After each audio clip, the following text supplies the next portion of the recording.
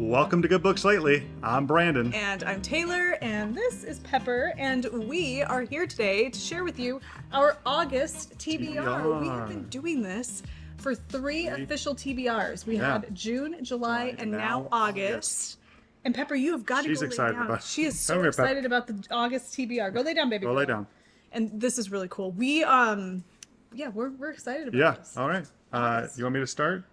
Yes. So just so you know, this is all the things that we have planned to read for August, but we may or may not get all of it done. Things might change. We might find something. Mostly her.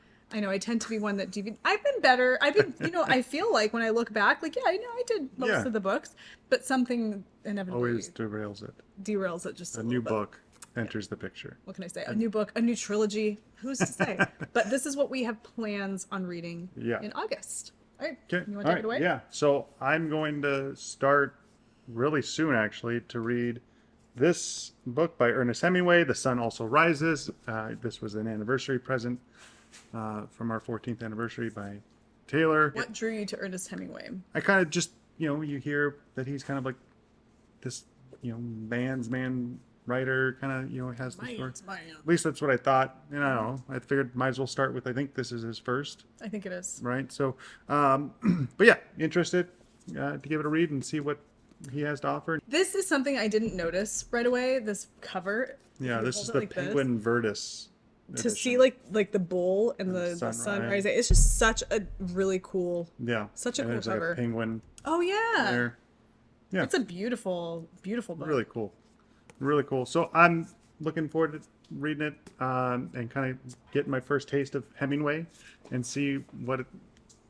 She has to go outside. I know. But yeah, to see what all the fuss is about, he's some great author, I guess. Thinking about her. Apparently really cool. So I'm going to read them and I'll check back with you and let you know. Yeah. But yeah, we'll see. So just so you know, I have a book. The Old Man in the Sea? The Old Man in the Sea that I picked up. I talked about this on a video, I don't know, a few videos back, and how I wanted to read a Hemingway story when you were reading it. Yeah. And it's a really short one. I think it's like 120 pages long max. And I was going to put it in my August TBR because he's reading this. I was like, well, then we should just both read Ernest Hemingway.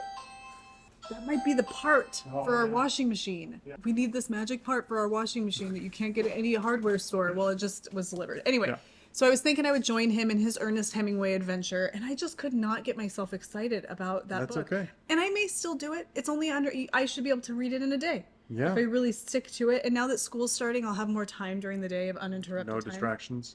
I mean, I'll be busy working, but I'll have things. Yeah. So who's to say? I don't know. But I'm glad that you're doing that. Yeah. So that's my one that I'm probably going to get done or get started today after we finish. Are you going to tonight start today? In bed? Cool. Yeah, and then probably finish it in the next couple days. All right. Yeah, so that's August number one. TBR number one. Mine what about you? Is so I just finished a fantastic series, and you'll hear me talk about this on our update video that will be coming out soon. But I finished the Wolf Den series by Elodie Harper. It all takes place between 74 and 79 AD. It might be 73 and 79 AD in Pompeii. Here she comes. Right before, around the time of the eruption of Vesuvius. But it follows this group of women who are slaves and prostitutes at the Wolf Den or the Lupinare. One particular, it kind of takes her storyline through all three books. And it is fantastic. That time period is fascinating to me. Anytime an author can bring to life something so far away from us, I think it's fascinating. There's a character in that series who is a Briton. She is enslaved in Pompeii, but she was captured after her people were murdered, and she was brought to Pompeii to be a slave. But before that, she was a warrior in the Akeni tribe, which is the tribe that Boudica... It's like a horse tribe. Yeah, it's a horse tribe. Yeah. So Boudica, who is the great British... Celtic warrior. I don't know much. This is why I'm reading this book. Yeah. Anyway, it got me interested in the story of Boudica. And so I found this book. This is a book by Manda Scott by the name Boudica, or of the name Boudica, and it is about that story. It says, at 12, she killed her first warrior. At 21, she defended her land against an invasion by the most powerful empire the world had ever seen. At 40, she led her people in a bloody revolt and became a legend. Yeah. And this is set before the Romans invaded Britain, but not long before. Yeah, because she's going to end up fighting them. Right. And I thought it was really interesting. We actually already filmed our update video. We talked about this a little bit there too. But it says here that she was 40 when she led her people in a bloody revolt and became a legend. Right. I thought that was cool because I just turned 40 this year. It's always kind of cool.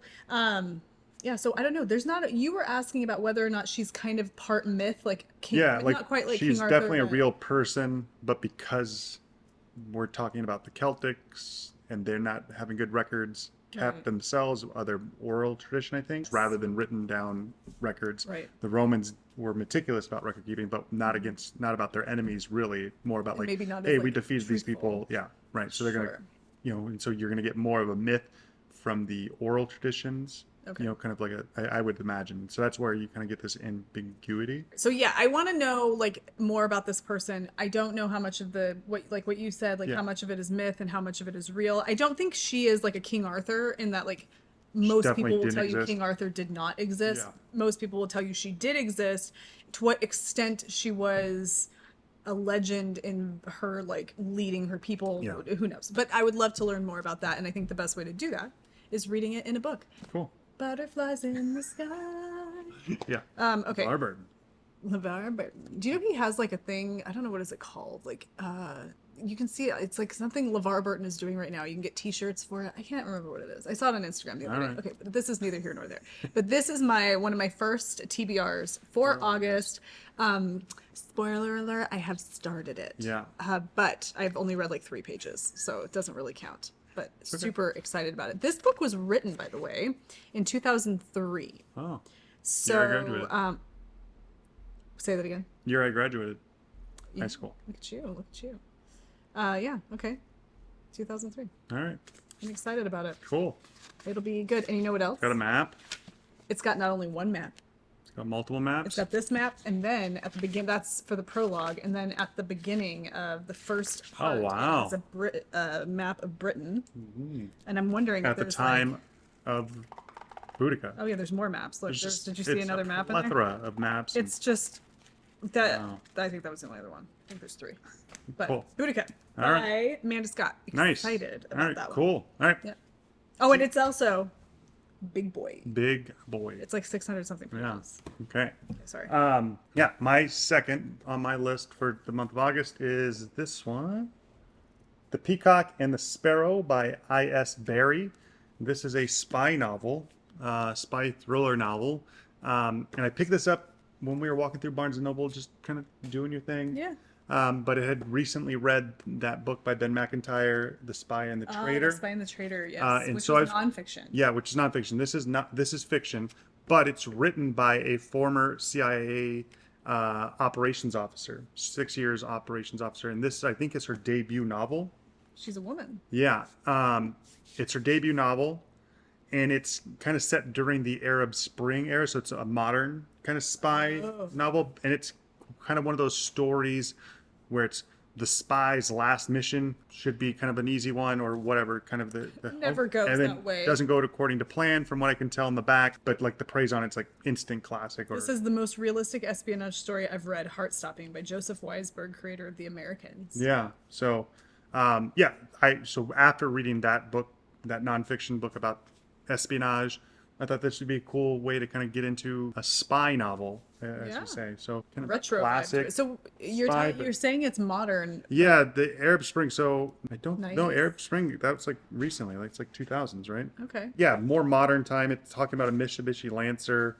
What, Lancer? Mitsubishi. Mitsubishi? Mitsubishi. Mitsubishi? Yeah, Mitsubishi. I remember the Mitsubishi Lancer, Yeah, so it so couldn't have it's- been that. Obviously, couldn't have yeah. been that long ago. Okay, cool. No. So yeah, but I'm interested. I'm Yeah. intrigued, and I think it'll be a fun read. So cool. I think it's great. Yeah. Nicely done. So that's my number 2. Good show. Good show. All right. All right, what's your My next number one up? 2. I'm never. Another- That's not going to be my number 2. Oh, that's Can't this be is a number also. 2. Okay, this next one is one that we both want to read. Yeah. And so I kind of She's- feel like I'm jumping the gut, like I'm reading it before you, so I that don't makes care. me feel a Yeah, little bit. I'm the one about it, but whatever.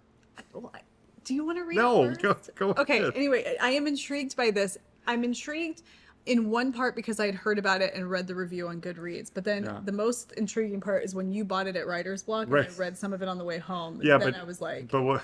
What's funny is at Writer's Block, Yeah. we both were looking for this book. Yeah, this same. We were both And looking. I He found you had it. gone to the bathroom or something, and so I found it first, grabbed it off the shelf, and then I found you looking in the section. And I couldn't find You it were because he had grabbed "Where- the last copy. Wait, where'd you? Yeah. Yeah. Okay. So enough already. It is called Between Two Fires by Christopher Buehlman, an epic tale of medieval horror. I don't really know much about this other than like a few things that I have seen on Goodreads and on Instagram that people have mentioned it. Yeah. When I look at this, so it's self-published, and you can kind of tell if you look at the spine of the book here, you can tell there's no, I'm trying to get it, there's no publishing company on here. It's his name and the title. So we assume Yeah, that that's assume. self-published. Because there's not even like a publisher's There's page no in the publisher beginning. data or anything like that. It has a table of contents, which is interesting to me. It's a long table of contents. And then look at the way that this is set. You can see how the margins are really Yeah. narrow. There's something about this that just seems very, Kind of like college book. it looks almost store. like it's, yeah, very self-published. College bookstore is a really good way to put it. So it's interesting to me, but I don't think that, I think that's just because it's self-published. Yeah. And the print, it's very large print. Yeah. But I started reading the first part of it and it was compelling. Yeah. And so I'm ready to I want to read this. I For don't sure. know why. This is the thing that's Well, on the I mean, bookshelf. everyone drawing my I attention. hear mention this book or talk about it, they love it. They said Yeah. it was great. It's kind of a different style of fantasy, Mm-hmm. but also with this horror vibe. But yeah, really cool. We're just having an onslaught of kids in and Our out. son just had like a little bit of a meltdown, but he's fine now, so he's going outside Yeah. to Okay. play with the friends. It's just been The neighbors. It's been something Yeah. today. I'll tell you what. But yeah, so really before you move Yeah, on, yeah. it says, "Let us rise against him now in all our numbers and pull the walls of heaven down." Him is capitalized. Oh. A brutal knight offered one final chance at salvation. A troubled priest, last survivor of his parish, drowning himself in wine and guilt. A young girl orphaned by the Black Death, obeying the commands of angels both terrible and beautiful.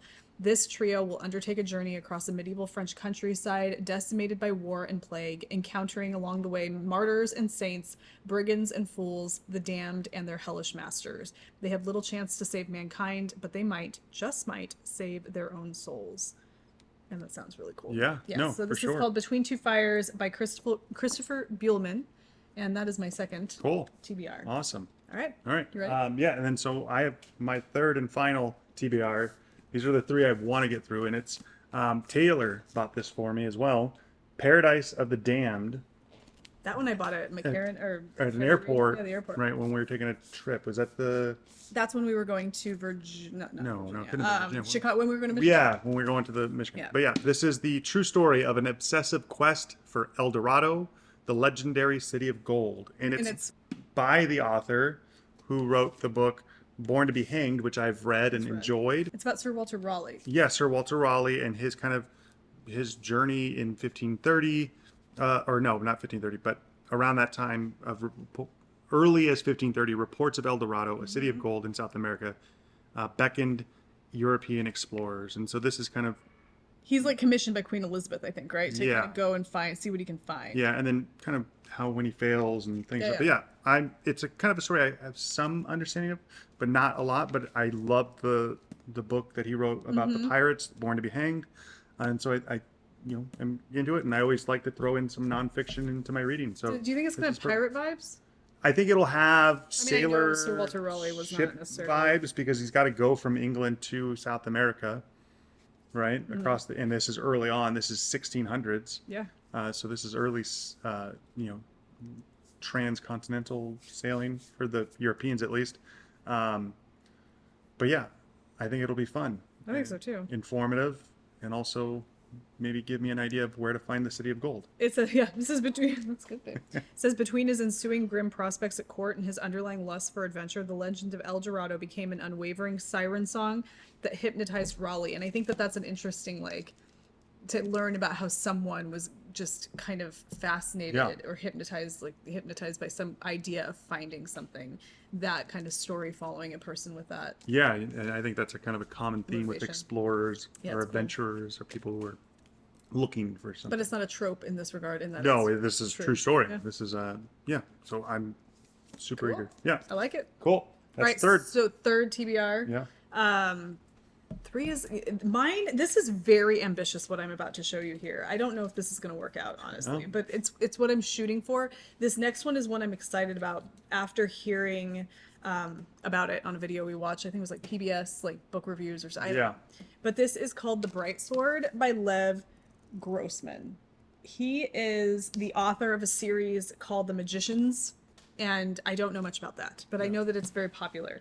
This one appealed to me because I love, much like Boudica, and the idea of learning more about that person, and kind of knowing about something legendary, mythical. seemingly mythical, though real. Yeah. This is like a similar curiosity to me, is I've wanted to read a really good story, obviously fiction, about King Arthur. Yeah. Now, I know King Arthur, for all intents and purposes, in the way that we know him, was not real. No. Round Table, no Merlin. No Lancelot, no Guinevere, all of these things. However, there's a big part of me that would love that to be real. Yeah. And anytime you see those shows about, hey, maybe he was real, we just unearthed this thing that should prove that King Arthur was real, I'm always like, I eat that stuff up. I think it's so cool. Because his time when he would have been during the Dark Ages. So there's a Yeah. lot of people that argue, well, we wouldn't have the information. You know, it all would have been very much word of mouth. Yeah. Kind of in the same way that you think of Boudica, Yeah. whatever. So this is a story about King Arthur. And yeah, it says, a novel of King Arthur. It says a gifted young knight named Colum arrives at Camelot to compete for a place at the Round Table, only to find that he's too late. King Arthur died 2 weeks ago at the Battle of Camlin, and only a handful of the knights of the Round Table are left. The survivors aren't the heroes of legend like Lancelot or Gawain. They're the oddballs of the Round Table, like Sir Palomides, the Saracen knight, and Sir Dagonet. Arthur's fool who was knighted as a joke. Sorry. They're joined by Nimue, who was Merlin's apprentice until she turned on him and buried him under a hill. But it's up to them to rebuild Camelot in a world that has lost its balance, even as God abandons Britain and the fairies and the old gods return, led by Morgan Le Fay. Hold on. But it's up to them to rebuild Camelot in a world that has lost its balance, even as God abandons Britain and the fairies and old gods return, led by Morgan Le Fay. Cool. They must reclaim Excalibur and make this ruined world whole again. But first they'll have to solve the mystery of why the lonely, brilliant King Arthur fell. So it's kind of like, I mean, in terms of like an Arthurian story, it's not necessarily about King Arthur, but it's like some Arthurian. of the characters and kind of around that era. So Cool. I'm excited about this. I think it'll be a fun one to kind of get into. But it is beefy. I mean, look at this sucker. This is a big boy. This is the goal.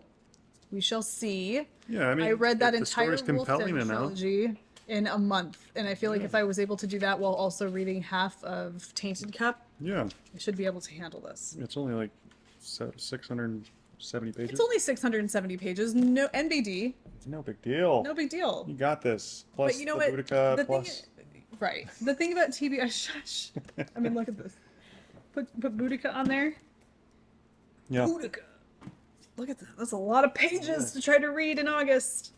Yeah, yours is a more manageable step. But I probably will read more than this anyway. Yeah.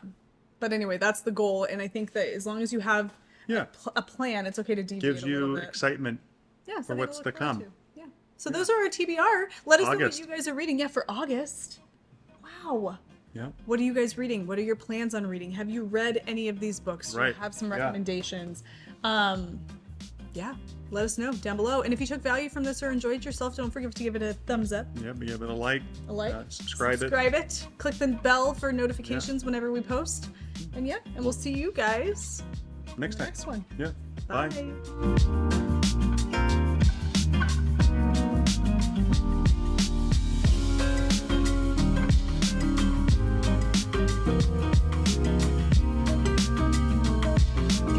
Saint it. All right, Pepper. No. All right. My hair is really frizzy. That looks good. Can't tell if it's frizzy. It's because of all the moisture outside. Why are you growling at me? Because I'm doing it again? I'm glad you're a big girl. Well, lay down. All right. All done, Pep. Okay. Go for it.